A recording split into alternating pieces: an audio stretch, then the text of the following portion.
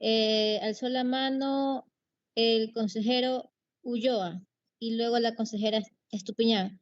Entonces vamos en ese orden. Consejero Ulloa,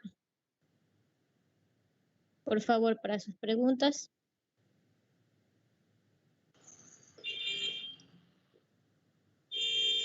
Distinguida presidenta, distinguidos compañeros, distinguidos postulantes, señor secretario. Sí les pido que me tengan un poco de paciencia en esta parte porque indudablemente si yo me encuentro aquí este momento como consejero de Participación Ciudadana es porque tengo las credenciales, sobre todo en la defensa de la independencia que debe tener la función judicial. Y muy conocedor de la herramienta que fue en su momento el Consejo de la Judicatura para permitir que la función judicial se vea politizada y peor aún, que personas buenas, excelentes juzgadores, hayan sido sancionados en su momento y relevados de la función judicial para que ingresen otras personas cómodas a una determinada circunstancia. Y por ende, sí es necesario conocer de los postulantes cuál será su posición para defender esta independencia de la función judicial que tiene que ir de la mano con el Consejo de la Judicatura. Quiero saber si ustedes tendrán algún conflicto de intereses en aquello.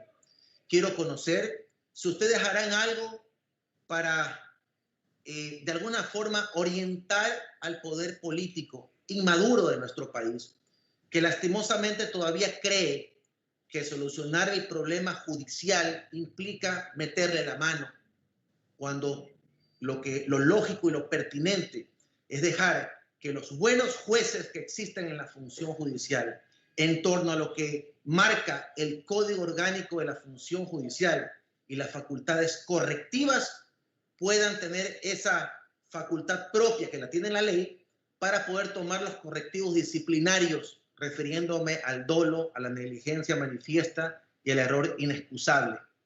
Ustedes no han hablado ninguno en el plan de trabajo de cómo será su posición frente a cualquier intromisión exógena, externa, que se haga frente a la función judicial.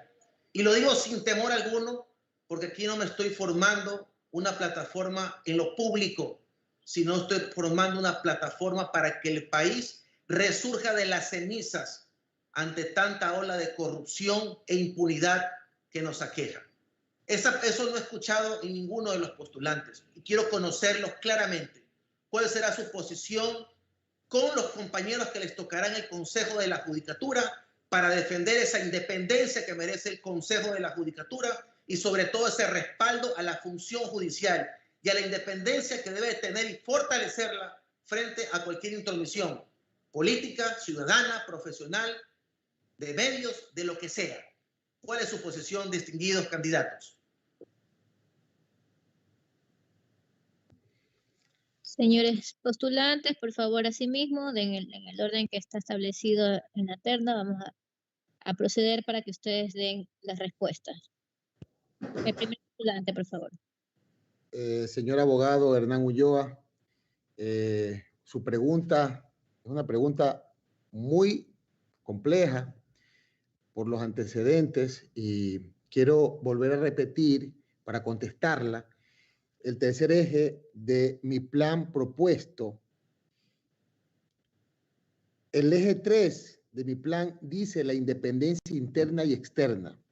Y ahí yo le dije al Consejo que yo voy a ejercer de manera responsable la potestad disciplinaria del Consejo de la Judicatura, evitando que se utilicen esta herramienta como una forma de perseguir a los funcionarios y abogados en el libre ejercicio, o que se perciba de esta manera por la ciudadanía. Dije que también me comprometía a mejorar mecanismos que permitan fortalecer la celeridad de los procesos disciplinarios, garantizar asimismo la aplicación correcta de las sanciones disciplinarias para los servidores de la función judicial y abogados en el libre ejercicio, y garantizar la aplicación correcta de las normas en los procesos de conocimiento del Pleno que se conozcan por apelación. Ergo, creo que cualquiera de los candidatos que estamos aquí debemos ante los ciudadanos ecuatorianos comprometernos nunca más utilizar el artículo 109, literal 7, como una manera de persecución a los servidores judiciales y abogados. Esta no es una herramienta de persecución, esta es una herramienta que sirve para sancionar, ya sea su conducta leve, grave, gravísima, sancionar al servidor judicial que no está haciendo lo correcto. Esta no es una herramienta para decirle al servidor judicial lo que tiene que hacer y si no la hace, tenemos que sancionarlo. No podemos seguir en el Ecuador utilizando herramientas útiles, prácticas, para pretensiones privadas o políticas. Eso es lo que yo me comprometo de ser designado por ustedes mañana, vocal principal del Consejo de Judicatura, a coordinar trabajo con los demás miembros del Consejo de Judicatura, que me imagino que lo están haciendo en este momento, y erradicar esa tendencia de utilizar herramientas e instituciones jurídicas para persecución políticas o alimentar el hambre institucional de ciertos sectores también de la patria. Es un compromiso mío ante toda la función judicial que ojalá me esté escuchando, que aquí van a tener un vocal que nace del ejercicio profesional, el abogado de a pie, que fue empezando poco a poco desde hace muchísimos años y que sé lo que requiere mi país y no son cosas como esta. Así que, vocal Ulloa, déjeme también aprovechar para decirle que sí seguí su lucha y desde muy lejos me di cuenta que usted es un hombre de democracia, es un hombre que persigue siempre la justicia, la equidad y la paz y el bien social. Mi compromiso es disciplinar a quien debamos disciplinar, pero jamás utilizar esto como una herramienta de persecución para los señores que componen la carrera judicial. Hasta aquí mi intervención, señores vocales. Continuamos con la segunda postulante, por favor. Gracias. ¿Se me escucha? Sí, sí se le escucha. Gracias. Bien, el tema de independencia judicial no es un tema de un concepto lineal y de 4 líneas, no. El tema de independencia judicial es un tema que se logra con un trabajo integral. Desde luego en el Ecuador, por circunstancias vividas en periodos pasados, digamos que el Ecuador es inmaduro todavía en lograr independencia judicial a lo largo de la historia de su función judicial y que ha estado más supeditado al hecho de que existan ciertos personajes que actúan con independencia, pero en otros casos, por diversas razones, pues la injerencia logra permear y eso es lo que daña la independencia judicial. Pero como decía, la independencia judicial no es un tema lineal, es un tema integral. Por lo tanto, para lograr el tema de independencia judicial, yo creo que no hay que inventarse nada, porque todo está dicho ya en los estándares internacionales del sistema de derechos humanos, del sistema interamericano de derechos humanos, particularmente de la Comisión Interamericana, de la Corte Interamericana de Derechos Humanos, con fallos que además son vinculantes para el país. El Sistema Universal de las Naciones Unidas también ha establecido ya estándares y otros que son referentes para nosotros, como por ejemplo los del Tribunal Europeo de Derechos Humanos y otros tantos más. ¿Y qué es lo que ellos nos dicen? ¿No? Lo que nos dicen es que para la independencia judicial se debe garantizar los adecuados procesos de nombramiento. Una de las facultades del Consejo de la Judicatura es la selección de jueces. Entonces, desde allí empieza la independencia judicial. ¿A quiénes se selecciona? Bajo procesos transparentes y meritocráticos que sean reales. Yo siempre voy allí a remarcar con cumplimiento del principio de la paridad, porque es una norma constitucional. Y por lo tanto, hay que valorar los méritos y la capacidad profesional de quienes se postulan. Hay que garantizar igualdad de condiciones y no discriminación. Y todas estas medidas debe lograr que permita la igualdad de oportunidades entre hombres y mujeres para lograr la paridad en el Poder Judicial, además de que tienen que ser procesos realizados con publicidad y transparencia, de tal manera que la sociedad esté enterada y pueda seguir muy de cerca cómo se hace. Otro tema, para garantizar la independencia judicial, que es un estándar internacional, es la estabilidad e inamovilidad en el cargo. Tenemos una serie de sentencias ya al respecto, en donde se tiene que definir muy claramente reglas del juego sobre duración o permanencia en el cargo, sobre ascensos, sobre traslados, sobre los procesos disciplinarios para separar y remover del cargo, de tal manera que desde esta perspectiva no se afecte la independencia, ni la competencia, ni la imparcialidad de una autoridad disciplinaria respecto de una autoridad jurisdiccional. El tema de cumplimiento de la legalidad, la oportunidad de la defensa adecuada, la motivación en esa resolución y también la posibilidad de revisión por el doble conforme. Hay otro elemento para lograr la independencia judicial y que el Consejo de la Judicatura puede ser un actor importante para ello, es que se tiene que trabajar para que no existan presiones externas. Y desde ese punto de vista, yo creo que hay que tomar en cuenta ya que hay una sentencia emitida por la Corte Constitucional, me refiero a la sentencia número 319, consulta de norma del año 2020, dictada el 29 de julio de 2020, donde ya le restó las facultades de sanción con destitución al Consejo de la Judicatura en los casos de error inexcusable y manifiesta negligencia, de tal manera que ha transferido esa revisión antes de que se haga el proceso disciplinario para la exclusión del sistema judicial a que sea un juez de instancia superior el que haga el análisis sobre los aspectos jurisdiccionales. Por lo tanto, allí ya hay un camino recorrido importante en el Ecuador que se deriva además del proceso de transición. Recordemos que el informe en el cual se basó la cesación de funciones del Consejo de la Judicatura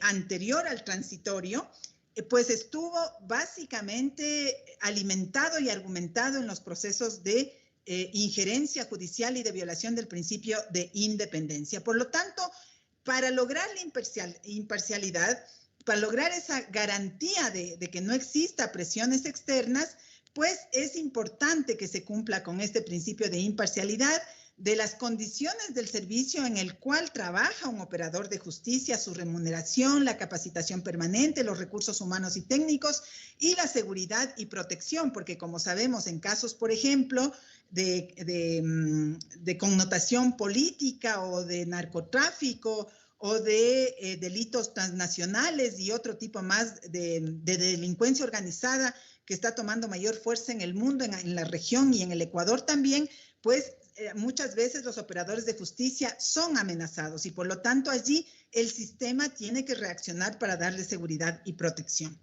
Y en ese sentido, si este conjunto de temas que yo los he abordado en el plan generan las elementales sinergias que se requieren, pues podemos propender a un sistema judicial efectivo que no significa mantener a operadores de justicia que cometen actos de corrupción, por ejemplo, porque hay que diferenciar muy bien. El operador de justicia que comete actos de corrupción tiene que ser excluido. Los operadores de justicia tienen que cumplir o tienen que tener oportunidad de ejercer su función con independencia judicial bajo unas garantías, pero eso también tiene un correlato que es la posibilidad de que la ciudadanía tenga acceso a fallos imparciales, objetivos, ajustados a la ley, que son los que tienen que cumplir los jueces y juezas, y las instancias superiores, las cortes provinciales y la Corte Nacional en su momento, tienen que saber hacer el análisis de carácter jurisdiccional cuando estos elementos no se cumplen. Por lo tanto, el engranaje también, como digo, es de todos y hay bastantes temas avanzados. La reforma al Código Orgánico de la Función Judicial que se dictó en diciembre del 2020 también ya recoge estos elementos. Por lo tanto, ahora hay que instrumentar, organizar el sistema para que tenga éxito. Esa es mi respuesta, señor consejero. Muchas gracias. Por favor, al tercer postulante. Gracias, Presidenta. Sí, respondo a la pregunta del doctor Hernán Ulloa. Me parece necesario primero contextualizar cómo está formado el sistema judicial y el modelo judicial previsto en la Constitución de la República y el Código Orgánico. Efectivamente, lo que se ha dicho aquí está formado por elección a través de concursos a los jueces, nombramientos permanentes a los jueces, se lo ha dicho ya, capacitación, carrera, pero elementos sustanciales son rendición de cuentas, evaluación, régimen disciplinario, y yo añadiría dos que se acaban de incorporar en diciembre del 2020 en las reformas, que también han sido mencionado, que son los mecanismos de integridad, probidad, y esto es lo importante, mecanismos de alerta y de denuncia dentro de lo que se conoce como justicia abierta. Estos son los elementos del modelo de justicia que nos sirven a todos, en este caso el Consejo de la Judicatura como órgano de gobierno y administración y disciplina, de poder activar los mecanismos. Insisto, en mi presentación yo fui muy claro al decir que la independencia interna y externa está garantizada por el propio juez. El juez tiene que ser garante de su independencia y el Consejo tiene que ayudar a abrir los mecanismos de alerta y de denuncia para canalizar estas malas actuaciones de ciertas personas para iniciar los procedimientos dentro de este sistema. No nos olvidemos que este es un sistema judicial. Entonces, queda muy claro que el sistema tiene sus propias herramientas y hay que utilizarlas. Y cabe mencionar que el error inexcusable en el artículo 109.7 tiene un nuevo procedimiento ya previsto en el Código Orgánico de la Función Judicial, en las reformas de diciembre de 2020, en donde se establece ya la declaración previa judicial. Ese procedimiento, el que estamos combinados, todos quienes somos funcionarios públicos, tenemos la obligación de cumplirlos. Y lo vamos a hacer porque está contenido en la norma correspondiente. Entonces, cierro diciendo que el sistema tiene herramientas, y en este caso de la independencia interna y externa, son los jueces quienes tienen, y tendrán en este vocal, en el caso de ser elegido, una puerta abierta para poder denunciar, o crearemos mecanismos de denuncia pertinentes para evitar que ellos también sean presionados de una u otra manera, contraviniendo precisamente lo que dice la Constitución y la ley. Hasta ahí mi respuesta. Muchas gracias. Con su venia, Presidenta, continúo.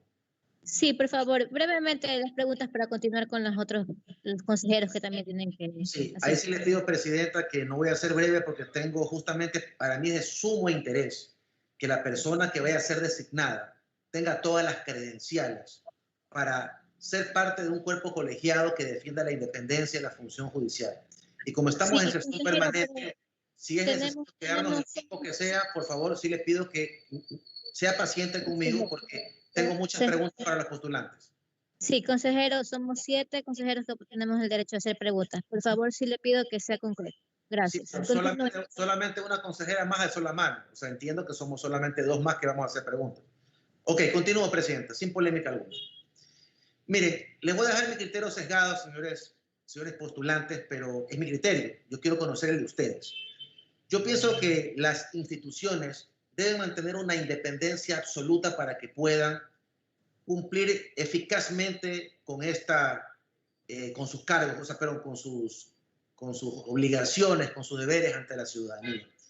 Y una de las cosas que fue propuesta por una comisión que trató inclusive de defenestrar el Consejo de Participación Ciudadana, pero que me parece muy interesante, es la independencia administrativa que debería tener la Fiscalía del Ecuador para poder nombrar a sus propios fiscales, sancionarlos, destituirlos, etc.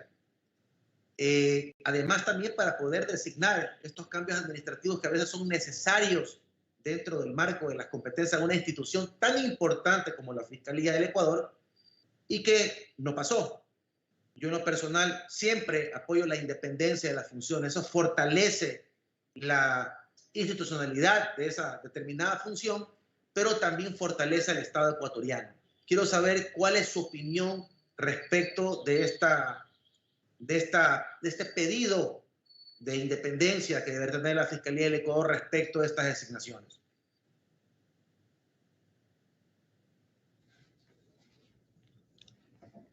Doctor, nuevamente, segunda pregunta muy importante. Sí, tiene la palabra el postulante primero de la terna. Perdóneme, señora presidenta. Pensé que ya me la había dado. Le pido 1000 disculpas. Nuevamente, doctor Ulloa, pregunta muy importante. Para hacer eso, definitivamente hay que promover y mencionar una reforma de cómo está estructurado el sistema judicial profunda, ¿no?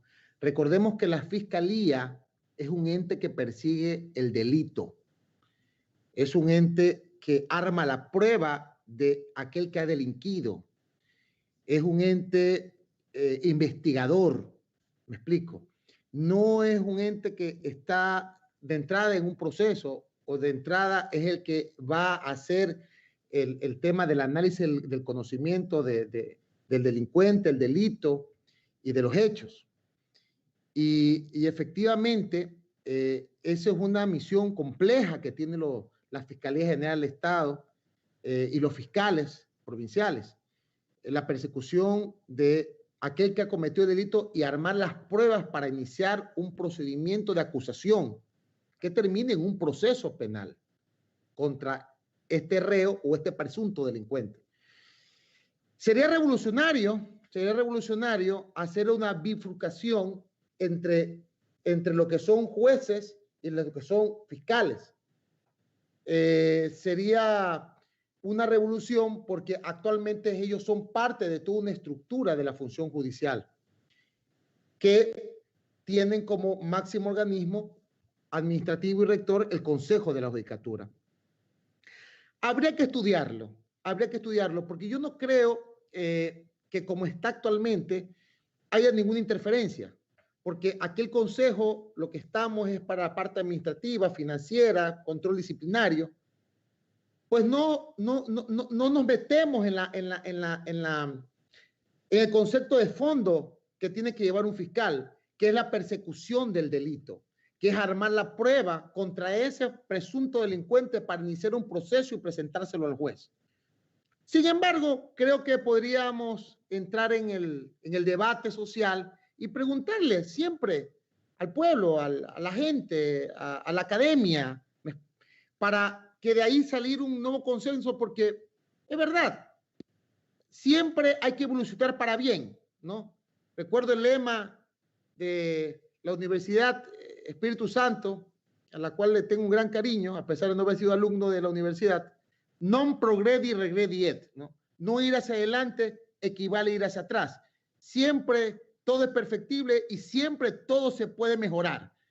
Pero hay que discutirlo, hay que entrar en mesas de diálogo, de concientización, de dialéctica y ver si tiene una función práctica para la ciudadanía, para el pueblo, para los ecuatorianos, crear una división entre lo que es la Fiscalía y el Consejo de Judicatura y la función judicial. Hasta ahí mi intervención, señor abogado Hernán Ulloa y miembros de este Consejo de Participación Ciudadana. Gracias al primer postulante. Por favor, la segunda postulante para su intervención. Le escuchamos.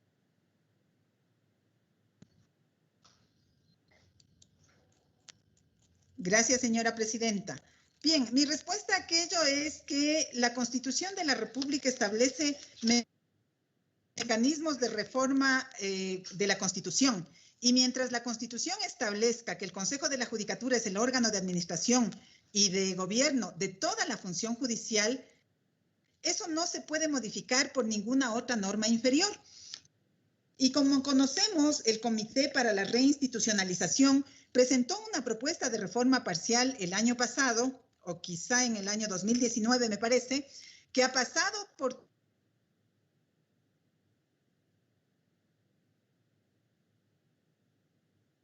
Se fue el audio, señora presidenta. Por favor, tecnología para que le ayude a la postulante, no se le escucha.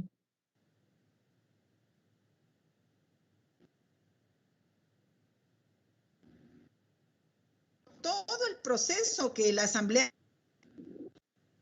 Nacional tiene que conocer y el 16 de marzo del 2021 negó esa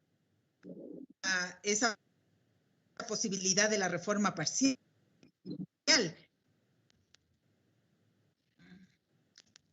¿Se me escucha? No, se escucha entrecortado. Por favor, parece que tiene un problema ¿Puedo con... desde estoy con mi computadora, estoy con internet y con con buen internet, ¿no? De alta carga. ¿Allí se me escucha? Un poco mejor. Ya, gracias. Continúo. Entonces, la única forma, y el consejero Ulloa que hizo la pregunta conoce como abogado, que no hay cómo saltarse lo que dice la Constitución. Si queremos reinstitucionalizar el país, todas las autoridades tenemos que aprender, sobre todo, a sujetarnos a la Constitución y a las leyes, siguiendo, desde luego, los principios constitucionales, tanto de interpretación de su aplicación como de la normativa en general. Por lo tanto, si queremos que esta independencia administrativa total de la Fiscalía, como para que pueda hacer los propios procesos de selección, la evaluación en la misma Fiscalía, o sanción disciplinaria de los fiscales, la misma Fiscalía, se requiere una reforma constitucional y para ello habría que impulsarla.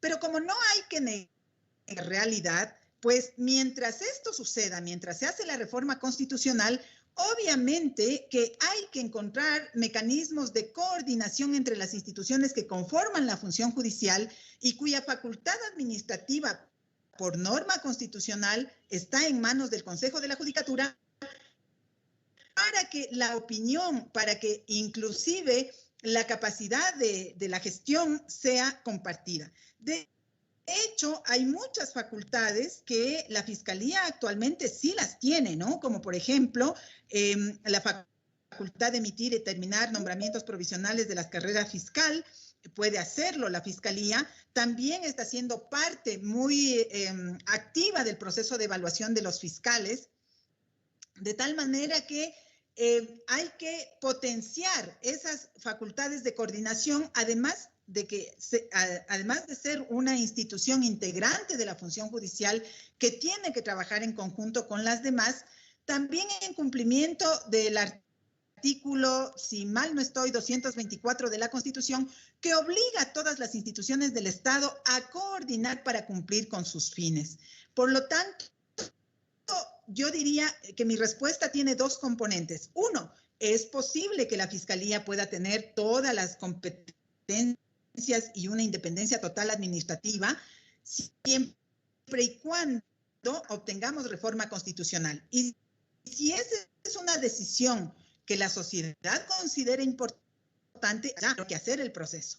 Pero mientras ello sucede, hay que trabajar en coordinación y la Fiscalía debe ser un actor importante, como la Defensoría Pública, como la Corte Nacional, como las Cortes Provinciales y como todos los actores que están alrededor de la función judicial, para trabajar de forma deliberativa y participativa con el Consejo de la Judicatura en estos procesos que son importantes para la reinstitucionalización del país. Gracias. Gracias a la doctora Goya, segunda postulante. Continuamos con el tercer postulante, por favor. Gracias. Contesto la pregunta del consejero Hernán Ulloa. Importante el contenido de la pregunta. Bien, hay que tomar en cuenta que la Fiscalía en el diseño de modelo judicial constitucional sí tiene independencia administrativa. El artículo 194 lo dice con absoluta claridad, tiene independencia administrativa. Sin embargo, hay que tomar en cuenta que el modelo judicial constitucional establece que el Consejo de la Judicatura es el órgano de administración y control y disciplina de toda la función judicial, en la que se incluyen jueces, fiscales y defensores públicos. Entonces, el modelo constitucional tiene una estructura que habla de, se le ha dicho ya, la imposibilidad de reformar y de sacar a uno de estos elementos por fuera del modelo judicial constitucional. Adicionalmente, cabe la pena decir que en la misma Constitución, en el artículo 233, establece de que no hay funcionarios públicos sin responsabilidad. Es decir, todos los funcionarios públicos tenemos la obligación de responder por nuestros actos, lo hemos dicho, rendición de cuentas, participación ciudadana, etc. Sin embargo, respondo su pregunta con una propuesta muy específica y muy clara. Entendiendo claro que el Consejo de la Judicatura es del órgano de gobierno y de administración, y teniendo claro que la Fiscalía tiene independencia administrativa, en el artículo 280 del Código Orgánico de la Función Judicial se podía trabajar en una norma o reformar el Código Orgánico para otorgarle de manera clara ciertas atribuciones, delegar ciertas atribuciones administrativas a la Fiscalía para que pueda ejercer sus actividades de la mejor manera. Ejemplo, nombramientos, sustituciones, llenar ciertas vacantes, etc. Es decir, alternativas dentro del modelo judicial constitucional existen. Creo que vale la pena pensarlas, creo que vale la pena aplicarlas y darle a la Fiscalía estas herramientas administrativas que le permita ejercer su actividad de manera adecuada. Esto sin vulnerar el modelo constitucional y ratificando la independencia tanto del Consejo de la Judicatura como de la Fiscalía. Así respondo, señor consejero. Gracias al segundo postulante, perdón, al tercer postulante de la terna. Muchas gracias por sus respuestas. Si me lo permite, continúo, Presidenta. Sí, si tiene alguna otra pregunta, por favor, Sí, continúe. por supuesto que sí. Miren, una de las cosas que he destacado en cada uno de sus planes de trabajo ha sido la lucha contra la corrupción. Y esto es sumamente importante porque les puedo decir con la calidad moral necesaria, desde el libre ejercicio, he venido investigando una serie de problemas que el día de hoy al Consejo de la Judicatura lo tienen atado de manos, porque no hay presupuesto, porque lastimosamente ha existido una sobrevaloración en contratos y han existido quizás una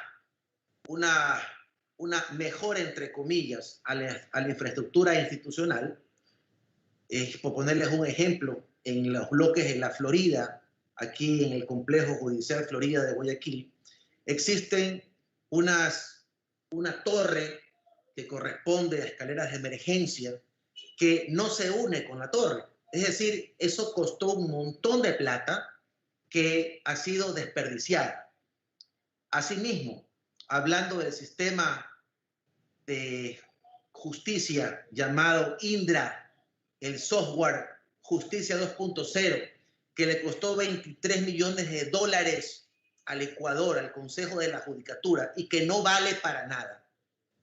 Son problemas que de alguna forma han afectado para que el día de hoy, sobre todo en el litoral, sobre todo en mi territorio, en Guayas, en Guayaquil, hoy vea con mucha pena, y he tenido que litigar en esas circunstancias, que no tienen aires acondicionados, que no tienen la logística para cumplir con su trabajo. Y no todos le podemos echar la culpa al servidor judicial. No hay la plata para darles lo que se merece. Quiero saber ustedes qué van a hacer respecto de eso. Si existe algún conflicto de intereses en su participación independiente, como tiene que ser como vocales del Consejo de la Judicatura, porque lo que requiere el país en este momento es cerrar las filas con personas independientes, profesionales que de alguna forma han estado con ustedes, con sus credenciales, en ciertas actividades sociales, en ciertas actividades de crítica y mejora a la estructura que actualmente maneja el sistema judicial para reformar su infraestructura, para reformar las leyes que la componen y que la vuelven ineficaz para la sociedad. Y eso quiero saber, ¿qué van a hacer ustedes? ¿Impulsarán ustedes? ¿Será iniciativa con los demás vocales del Consejo de la Judicatura impulsar ante la Fiscalía del Ecuador que se prosiga con las investigaciones en torno a todos los actos de corrupción que inclusive existen informes de Contraloría? ¿Será esa su posición, señores postulantes? Gracias, Presidenta.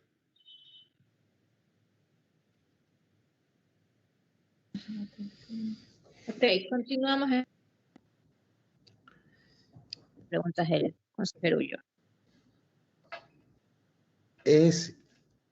Quiero enfatizar de manera categórica que dentro de mi plan que presenté al inicio de mi intervención fui muy categórico sobre el tema de la corrupción. Señor Ulloa, señores miembros vocales del Consejo de Participación Ciudadana y Control Social, ecuatorianos y ecuatorianas, yo soy Javier Alberto Muñoz Intriago. Desde que salí de la Universidad Católica Santiago de Guayaquil, donde me gradué como abogado y posteriormente hice mis posgrados, he sido una persona que he estado siempre en el libre ejercicio. Yo no tengo ni afiliación política ni compromiso con nadie, solo con mi país, solo con los ecuatorianos. Y si estamos como estamos desde 1830 hasta el 2021, es porque ha habido un gran mal y cáncer, que lo dije en mi presentación: la corrupción, el desvío de los fondos que son sagrados, los fondos públicos, hacia requerimientos particulares. Yo no voy a permitir, mientras esté a mi alcance, que esto prosiga. Conjuntamente con los demás miembros vocales del Consejo de la Judicatura, seré contundente contra este cáncer que le ha afectado tanto a mi país y tanto a los ecuatorianos. Pero no es menos cierto que en la práctica, para poder hacer las cosas, se necesitan de recursos. Para poder mejorar el sistema del servicio judicial se necesitan recursos. ¿Cómo es posible, lo que usted acaba de decir, abogado Ulloa, que en unidades judiciales en este momento no hayan operativos, aires acondicionados o cuestiones básicas que tienen que ver con la administración pura? Es inverosímil saber que existe eso. ¿Y de dónde podemos sacar recursos para que todo funcione bien? Por ejemplo, sabemos que el sistema notarial hace un ingreso anual de casi 60 millones de dólares, pero que ese ingreso se va a las arcas del Estado, al Ministerio de Finanzas. No, señor, eso debe de quedarse en la administración del Consejo de la Judicatura, justamente para poder llenar todos esos requerimientos de índoles económicos que se requiere en la vida práctica para poder ser más eficientes y más eficaces. Adicionalmente dije que podemos impulsar convenios, acuerdos con la academia, con la empresa pública, con la empresa privada. Podemos utilizar la ley orgánica para la estimulación de las alianzas públicas y privadas, bien detallada, para ver cómo generamos otros ingresos para poder mejorar el sistema. Podemos irnos a los organismos internacionales donde podemos captar esos créditos autocancelables para poder mejorar el sistema de justicia en países desarrollados como el nuestro. O sea, hay que generar con creatividad e inventiva opciones para no retrasar la correcta administración en la parte administrativa, valga la redundancia, del sistema judicial. Los ecuatorianos, los ciudadanos normales que utilizan nuestras instalaciones requieren de un buen servicio. Les voy a contar que tengo casos de gente que le ha dado infarto en unidades hace muchísimos años y que por no tener una asistencia médica inmediata se han muerto en esas unidades. Qué lamentable. Cuestiones tan sencillas de resolver. Tenemos que ser más creativos, tenemos que ser más proactivos y tenemos que utilizar el sentido común para salir adelante hasta en estos temas. Cero tolerancia a la corrupción y mucha iniciativa para poder generar recursos que lo administra el Consejo de la Judicatura. Hasta aquí mi respuesta, señor abogado Ulloa. Continuemos, por favor, con la segunda postulante, su respuesta. Ya. Bien, yo creo que pues hay dos preguntas que hace el consejero Ulloa a responder, ¿no? La primera él pregunta qué se hará, digamos, con el desvío o supuesto desvío de fondos que han habido en los procesos de generación de infraestructura en el Consejo de la Judicatura o los consejos de la Judicatura anteriores. Y desde luego esas son causas que están en este momento o en fiscalía o en manos ya de jueces y juezas. Y yo considero que son los temas en los cuales uno, digamos, una autoridad puede tomar una posición respecto de que se requiere que haya, por ejemplo, celeridad procesal, de que haya profundización en las investigaciones, mucho más cuando el Consejo de la Judicatura ha sido uno de los organismos, o ha sido el organismo de donde nacieron ciertos contratos. De hecho, a mí me parece que el contrato con Indra es un tema que desconozco el estado de situación de ese proceso judicial, pero uno de los aspectos que yo asumiría es precisamente revisarlo, porque como yo había señalado en mi plan de trabajo, considero que es posible y factible empezar. Las cosas no se hacen de la noche a la mañana, pero hay que empezar con la creación de un sistema automatizado nuevo que pueda responder a las nuevas necesidades. Yo soy una de las mayores defensoras del SADGE, porque el SADGE es hecho con ingenieros ecuatorianos en un proceso que viene, si mal no recuerdo, desde el año 1998 hasta acá, y son nuestros profesionales los que le han dado todo el soporte, sabiendo que el SADGE es un repositorio de información judicial que constituye una de las bases de datos más grandes que tiene el país. Hay que manejar y mejorar el SADGE mientras se ve la perspectiva de crear un nuevo sistema en donde podamos dar un salto, como por ejemplo a la integración de los procesos que lleva Fiscalía, Defensoría Pública y las judicaturas, de tal manera que podamos tener data unificada, procesos homologados, porque ahora existen serios problemas. Por ejemplo, el hecho de que Fiscalía tenga su sistema tiene una clasificación de las causas en materia penal que es distinta a la del SADGE, y cuando tenemos que unificar datos para mirar cuál es la carga procesal global, siempre existe esas dificultades. Entonces, desde esa perspectiva, yo considero y creo que esto es uno de los retos que tiene que asumir el Consejo de la Judicatura, inclusive solamente con la presentación o la formulación de un proyecto de esta naturaleza para luego gestionar recursos nacionales e internacionales. Creo que esa es la ruta. Y obviamente en ese proceso hay que mirar qué fue lo que pasó con el SADGE 2.0, ¿no? Para pues Indra, para ejecutarle garantías o para hacer los procesos que se requieran y tratar de recuperar los recursos públicos de un sistema que no funciona. De otro lado, en otros temas hay que revisar realmente cuál es el estado de situación de esas causas e impulsar, porque el Consejo de la Judicatura tiene interés particular en que existan resultados sobre lo que ha sucedido. Y allí hay una responsabilidad de los jueces y las juezas, de los fiscales y las fiscales. Entonces, creo que es un tema también de coordinación entre las dos instituciones. Pero la otra parte que plantea la pregunta es, ¿qué hacer para resolver los problemas que se tienen ahora cuando no hay recursos? Yo tengo en este momento el privilegio, siempre hablo de que es un privilegio de que uno pueda trabajar en lo que cree, y estoy siendo directora nacional de acceso a los servicios de justicia en el Consejo de la Judicatura, y pues está a mi cargo en el nivel técnico, porque obviamente el nivel político y de decisión es el pleno del Consejo de la Judicatura, el manejo o digamos la revisión de las unidades judiciales de violencia.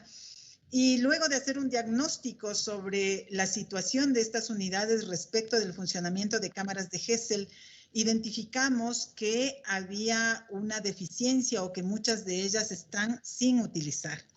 Obviamente con la decisión política de la presidenta y de los vocales que están en funciones, que es una decisión política firme, el país lo conoce, de trabajar por los temas de mujeres, de género, violencia contra niños, niñas y adolescentes, se ha hecho una gestión a través de los directores provinciales para que varias de esas cámaras pudieran ser repotenciadas con recursos de la empresa privada a través de donaciones y también con recursos de la cooperación internacional.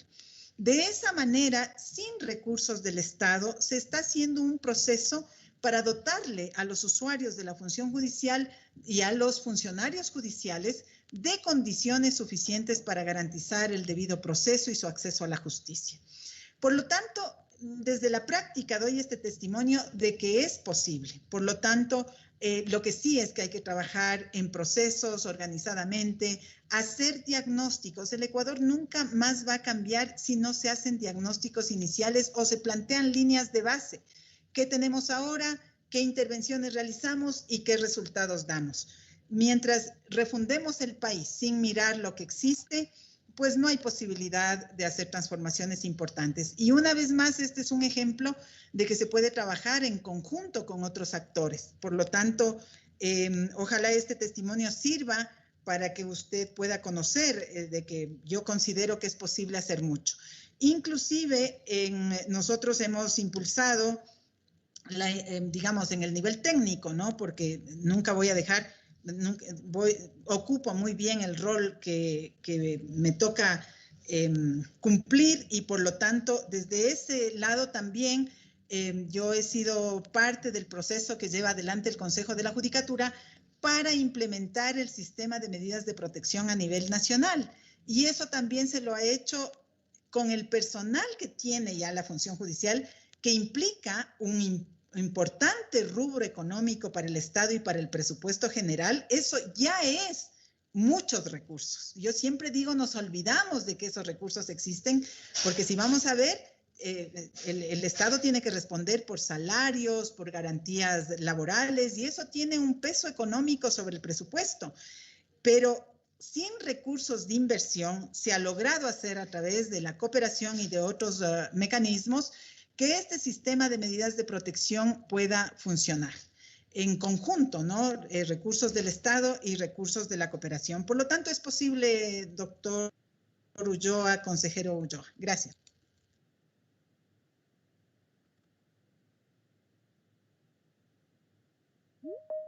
Gracias a la segunda postulante. Por favor, el tercer postulante para que responda a la pregunta.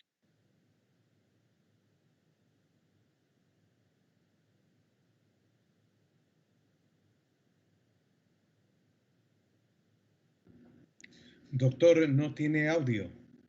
Gracias, perdón, muy gentil. Gracias, presidenta. Contesto la pregunta del doctor Hernán Ulloa y quiero precisar algunos temas que realmente me han preocupado porque estamos hablando de principios y de normas previstos en la Constitución y en la ley. Creo que el ejercicio pleno del trabajo del consejero, de ser parte del Consejo de la Judicatura, es cumplir con la Constitución y la ley. Ahí está el ejercicio pleno de nuestro trabajo y el ejercicio de nuestra independencia. Cuando nosotros hablamos acerca de temas específicos, pues efectivamente la ley nos establece un mecanismo para denuncias y toda denuncia debe ser canalizada y tiene que ser debidamente realizada a través del procedimiento previsto en la propia ley, el debido proceso y la tutela judicial efectiva. Me preocupa que se diga aquí que algunos consejeros o algunas personas del Consejo de la Judicatura o quizá puedan pedir información sobre los procesos. Acabamos de unos minutos de hablar de la independencia interna y externa. Por eso hacerlo vulneraría realmente la independencia externa y externa de los jueces. Los jueces tienen que sentenciar, si hay procesos judiciales tienen que seguirse y se seguirá el debido proceso y sentenciarán. La Contraloría tendrá que recibir las denuncias correspondientes y seguir el procedimiento previsto en la ley. Entonces, me parece que la independencia y la garantía están en el cumplimiento de la ley y en el ejercicio pleno de los ejercicios. No podemos intervenir y al hacerlo estamos vulnerando el principio de independencia interna y externa, que creo que es un tema, una temática que ha sido varias veces mencionada en esta comparecencia. En relación con el tema de infraestructura, me parece que el planteamiento es muy claro, muy específico, y lo que creo que se puede hacer es, dentro del modelo y el diseño también realizado por la Constitución y la ley, en relación a que el Consejo es un órgano que tiene unas competencias, pero hay un director general que es el que asume las responsabilidades. El Pleno, en uso de sus facultades, puede solicitar a través del presidente o la presidenta del Consejo que sea el director general que establezca las prioridades en el presupuesto del Consejo de la Judicatura para solventar los temas que sean emergentes. Uno de ellos, infraestructura. Efectivamente hay una partida exclusiva para el manejo de la infraestructura en el Consejo de la Judicatura y ese es el papel del director general con las políticas que emite el Pleno a través del presidente. Prioridades, ese es el trabajo. ¿Cuál es la política pública? Ejercer las prioridades en aquellos lugares donde se necesita. Si se necesita aire acondicionado, hay que dotar de esas herramientas a los funcionarios judiciales, por supuesto. Si se necesita más ayudantes judiciales, si se necesita más gestores de archivo, ese es el papel del Consejo de la Judicatura a través del director general, porque si no hacerlo directamente, pues obviamente caemos nuevamente en la vulneración de la independencia interna y externa que tantas veces hemos ya mencionado. Yo con esto respondo, señor consejero. Ok, continuamos entonces con la intervención de la consejera Estupiñán y después retornamos con consejero Ulloa para darle paso también a la consejera. Presidenta, para tener la continuidad, la última pregunta y yo no voy a intervenir nuevamente. ¿Para qué vamos a cortar el asunto, no? Le pido de favor.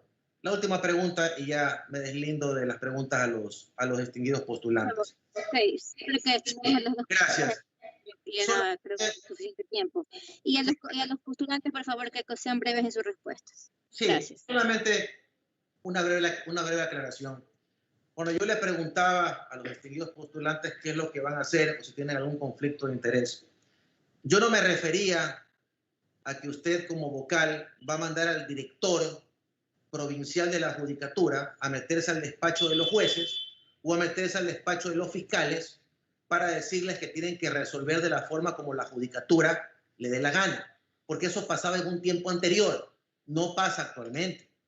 Y aparte también le digo al distinguido postulante que me indicó de que era como que inadecuado o hablaba sobre interferencia de funciones, le expreso de que el artículo 422 del Código Orgánico Integral Penal establece el deber de denunciar y dice, deberán denunciar quienes están obligados a hacerlo por expreso mandato de la ley, en especial el servidor público que en el ejercicio de sus funciones conozca de la comisión de un presunto delito contra la eficiencia de la administración pública.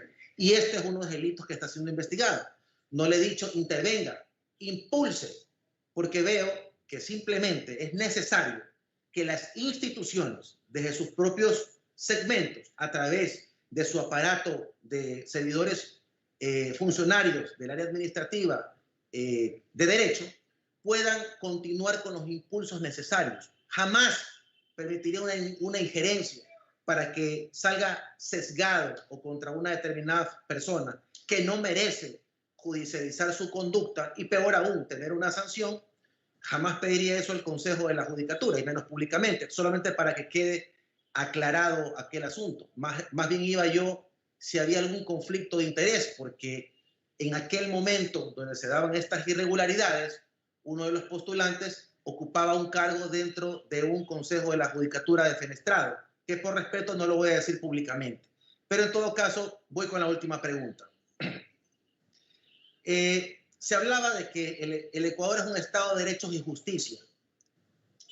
¿Cuál sería esta propuesta de alguna forma para reivindicar dentro del ámbito de las competencias y funciones, solamente para analizar los casos de vulneración que se han dado a cientos de judiciales destituidos por error inexcusable, judiciales que han tenido reconocimiento por parte de un consejo de participación transitorio de la irregularidad, de la ilegalidad que se cometió en su destitución? En esas comisiones de la verdad que se han detectado los cientos de servidores judiciales que en este momento no han tenido más respuesta que una maquinaria utilizada en contra de ellos mismos. ¿Cuál será la posición? No digo ustedes resuelvan porque no tienen esa facultad, pero dentro de los conversatorios que se dan dentro del seno del Consejo de la Judicatura, indudablemente se puede analizar, buscar a una solución a esta problemática. La gente que ha sido víctima de atropellos por parte de la administración, por parte del Estado ecuatoriano, no pueden dejar de ser desconocidos, ni solamente sentirse satisfechos con una enunciación en una resolución de determinada autoridad pública. Necesito saber cuál es su posición respecto de esto. Si esto realmente a ustedes también le están opuestos o les provoca un conflicto de intereses, o cuál es su propuesta para llevar a cabo por lo menos una escucha y canalizar esta reparación que se merecen vía judicial o vía administrativa, teniendo en cuenta las premisas legales que hoy por hoy existen, tratándose, por ejemplo, de Código Orgánico de Administrativo. Esa es mi pregunta, distinguidos postulantes.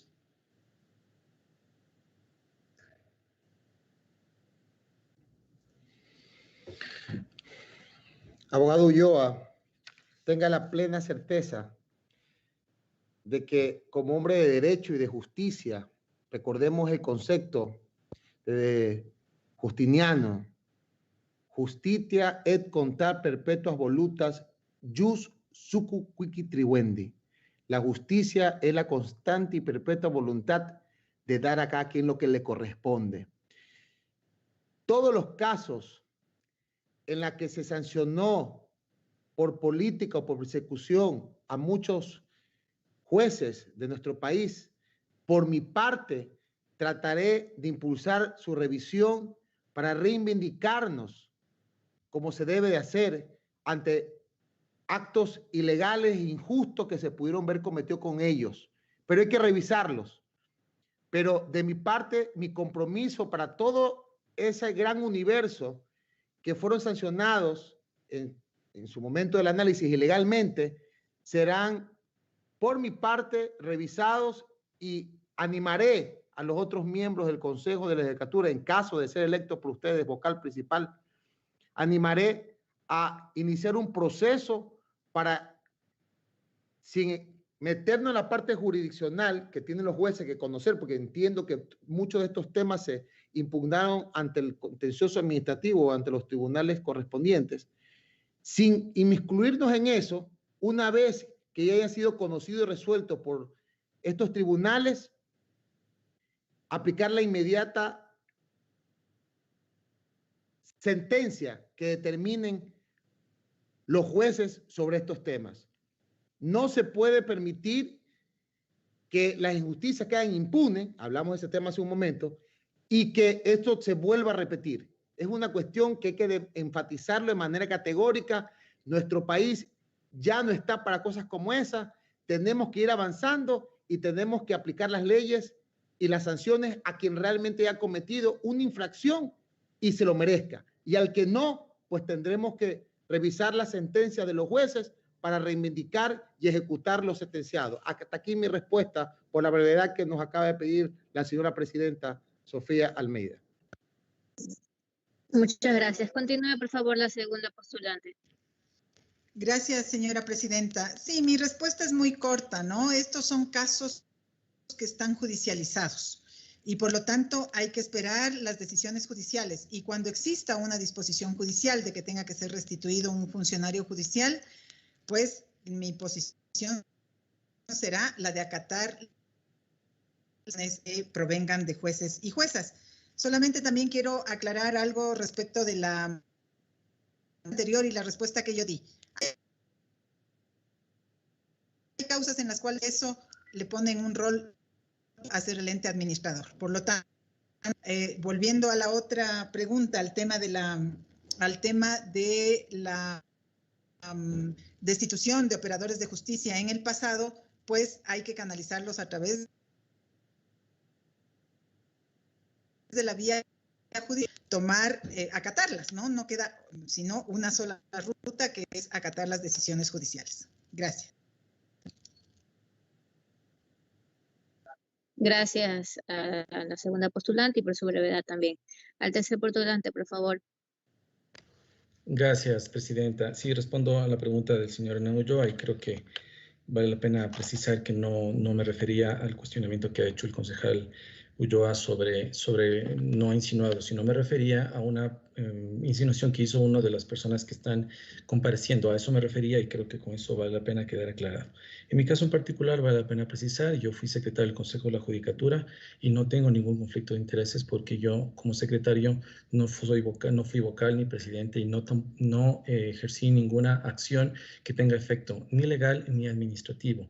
De esta manera no hay conflicto de interés, yo simplemente he notificado las resoluciones que en ese momento tomaba el Consejo de la Judicatura.